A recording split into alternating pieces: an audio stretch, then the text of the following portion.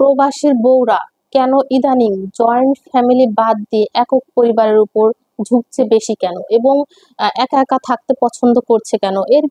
এর তিনটা কারণ আছে, কারণ তিনটা আমি বলবো।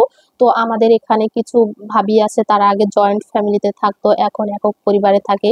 তো তারা তাদের ওই প্রবলেমটা আমার কাছে বলে, শেয়ার করে। তো আমি এই প্রবলেমটা শুনে আসলেই বুঝলাম যে আসলে এই প্রবলেমটা তো খুব খারাপ। আর যে ছেলেটা প্রবাসে থাকে তার মা বাবা পরিবারের লোকজন আসলে তো এটা বোঝে না, এটা আসলে পার্সোনালিটি বিষয়, অনেকে অনেক শেয়ার করতে পারে না। তো ভাবলাম এই টপিকের উপর আমি একটা ভিডিও বানাই। এই ভিডিও অবশ্যই আমাদের বাংলাদেশের লক্ষ লক্ষ মানুষ প্রবাসে থাকে, তার ফ্যামিলির লোকজন এই বিষয়টা বুঝবে, ভিডিওটা দেখার পর বুঝবে, হয়তো বা তারা সংশোধন হবে। এই উদ্দেশ্যে আমার এই ভিডিওটা করা আসলে। তো কেউ মাইন্ড করবেন না।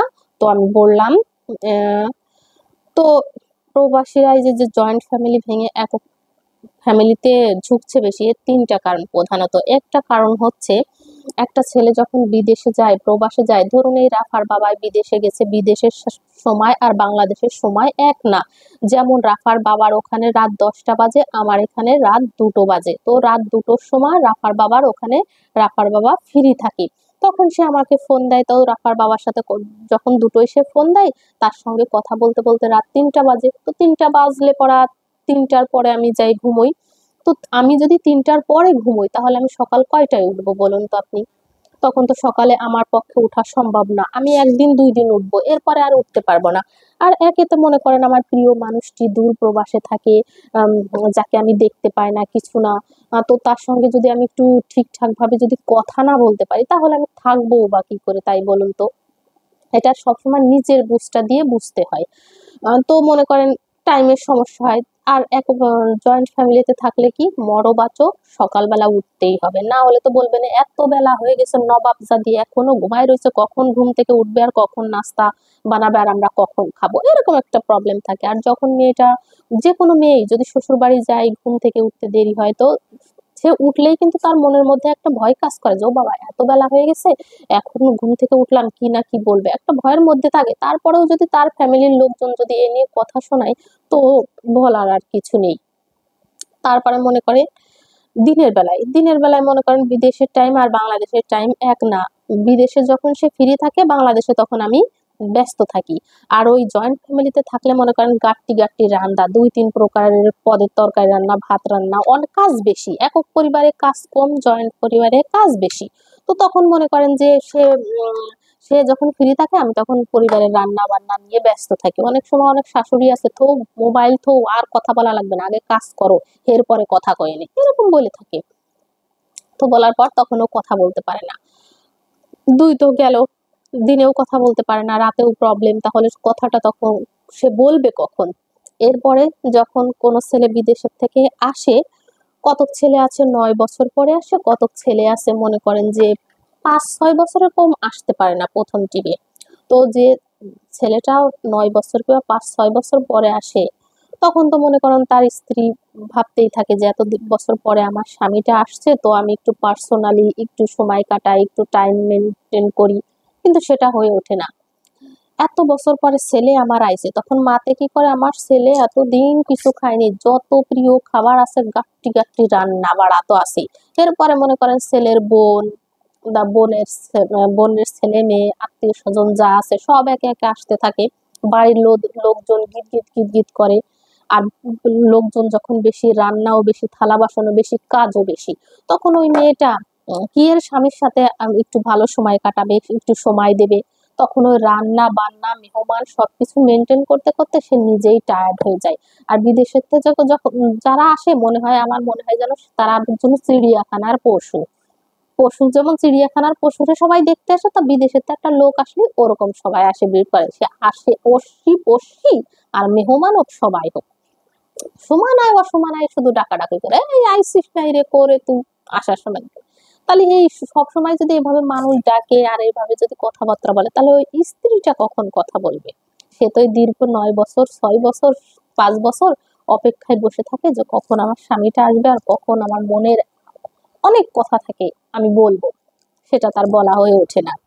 তারপর মনে করেন কি, ওই যে সারাদিন অক্লান্ত পরিশ্রম করে সে কাজকর্ম করলো, কাজকর্ম করে রাতে ঘুমালে আবার ভোরে উঠতে হবে। তো এইভাবে কাজকর্ম রান্না বান্না আর এরকম ভোরে উঠতে উঠতে মেয়েটা খুব টায়ার্ড আর ক্লান্ত হয়ে পড়ে কিছুদিনের মধ্যে। তখন আর মনে করেন যে তার এনার্জিও থাকে না, তখন আর সে ওই স্বামীটার সঙ্গে ভালোভাবে কথা করবে, টাইম মেনটেন করবে, সেটাও করা হয়ে ওঠে না। এই করতে করতে আর মেহমান বাড়ি যায়, সে আবার বিদেশের থেকে আসে, বিদেশ থেকে আসার পর এ দাওয়াত দেয়, ও দাওয়াত দেয়, মেহমান বাড়ি এখানে ওখানে যাইতে যেতে যে সময়টা জন্য আসে সে সময়টা তার ইতিমধ্যে ফুরায় যায়, সে আবার বিদেশে চলে যায়। তখন ওই মেয়ের চাওয়া পাওয়া ইচ্ছা অনিচ্ছা সব মনেই থেকে যায়, কখনো আর পূরণ হয় না। তখন ওই মেয়েটা ভাবে কি যে আমি আর জয়েন্ট ফ্যামিলিতে থাকবো না, আমি একক পরিবারে, মানে আমি আলাদা, আমার মতো আমি থাকবো। আর আমার মতো যদি আমি থাকি তখন মনে করেন যে আমার সুযোগ সুবিধা নিয়ে কথা, আমার যতক্ষণ মন চাইবে আমি ততক্ষণ ঘুমোই থাকবো, আমার সমস্যাটা তো আমার হাজবেন্ড, আমার স্বামী বুঝবে। তখন যদি আমি সকালে ঘুম থেকে উঠতে যদি আমার দেরি হয়, তখন তো আমার ভয় পরানোর মধ্যে ভয়ও কাজ করবে না, আর আমার স্বামী আমাকে কিছু বলবেও না। আমি যদি তাকে নাস্তা বানাতে খাওয়াতে দেরি করি, দেরি হচ্ছে, সে হোটেল থেকে কিনে এনে খাবে, সমস্যা হবে না।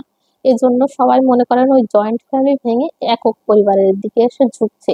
আর জয়েন্ট ফ্যামিলি তখনই টিকে থাকবে যখন একটা ফ্যামিলিতে আমি সকল সুযোগ সুবিধাটা পাবো।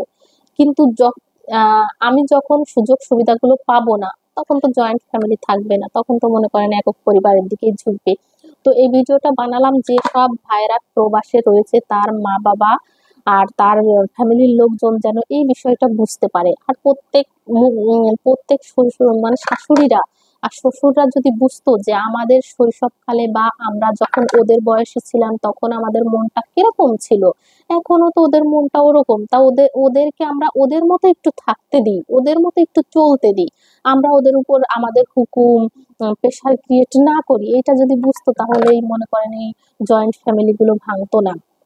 এই যে আমার কথাই বলি, আমার ছোট বোনের শ্বশুর বাড়ি, আসলে ওরকম শ্বশুর বাড়ি ঢাকার ঢাকার যারা স্থানীয় ঢাকা শহরের লোকজন, ওরাও অনেক বুঝদার, ওরা ছেলের বউ মানে ছেলে বিয়ে করায় বউয়ের উপর অত প্রেশার ক্রিয়েট করে না।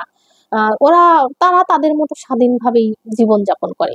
যেমন আমার ছোট বোন, তারা কিন্তু জয়েন্ট ফ্যামিলি, অনেক বড় জয়েন্ট ফ্যামিলি, তার বড় ছেলে, ছেলের নাতিপুতা আছে, ছোট ছেলের নাতিপুতা, আবার ওর তিন বউ ছেলে মেয়ে দিয়ে পরিবারে অনেকজন। কিন্তু ওর শাশুড়ি কখনো কোনো ছেলের বউকে সকালবেলা ঘুম থেকে ওঠায় না। ওর শাশুড়িরা থাকে দোতলায়, তিনতলায় সব পুতের বউরা থাকে, ছেলের বউরা থাকে। তো ওই ছেলের বউ যার যখন খুশি সে তখন ওই নিচে আসে, কেউ আসতেছে 10টায়, কেউ আসতেছে 9টায়, এ নিয়ে কোনো প্রবলেম হয় না। আরো একটা প্রবলেম আছে, যেমন মনে করেন যে অনেক শ্বশুর শাশুড়ি আছে, সকালবেলা ওঠে, এই ওঠো ওঠো ওঠো, নামাজ পড়ো নামাজ পড়ো। ওরে ভাই, নামাজ তো পড়বে, সবাই তো নামাজ পড়বে, নামাজ পড়ার কথা তো বলো। অনেক প্রবলেমের কারণে তারা হয়তো ঠিকঠাক মতো নামাজ পড়তে পারে না, তো এই কথাটা বারবার বলার কি আছে? তার ইমান তো তার কাছে আছে। তার থেকে ভাবুন তো, আপনার যখন আমার মতো বয়স ছিল, ওই যে যে শাশুড়ি আর শ্বশুরটা যে বারবার বলে সকালে ওঠো, নামাজ পড়ে না, নামাজ কালাম পড়ে না, এ করে না ও করে না, এই যে যে বলেন, আমার মতো যখন বয়স আপনার ছিল, আপনাদের ছিল, তখন আপনারা কয় বেলা নামাজ পড়ছেন আর তখন আপনারা কি করছেন? ওই ওই বিষয়টা ভাববেন যে আমি যখন ওদের বয়সের মতো এরকম যুবক ছিলাম, ইয়াং ছিলাম, তখন আমি কি করছি, তখন আমার মনটা কিরকম ছিল, তখন আমার চাওয়া পাওয়া কি ছিল। তো ওদেরকে ওরকম ওরকম একটু সুযোগ সুবিধা দিই, এইটা যদি বুঝতো তারা, সব শ্বশুর শাশুড়ি আর শ্বশুর শাশুড়ির ফ্যামিলিরা যদি বুঝতো, তাহলে জয়েন্ট ফ্যামিলি গুলো ভেঙে আর একক ফ্যামিলি হতো না। যেমন আমার ছোট বোনের শাশুড়ি বলে যে আমার যখন বিয়ে হয়েছিল আমার কি কি ইচ্ছে করতো, আমার কি কি চাইতো, আমি তখন ভাবতাম যে আমি যেগুলো পাইনি, আমার যেগুলো আক্ষেপ ছিল, সব আমার ছেলের বউদেরকে আমি দিব।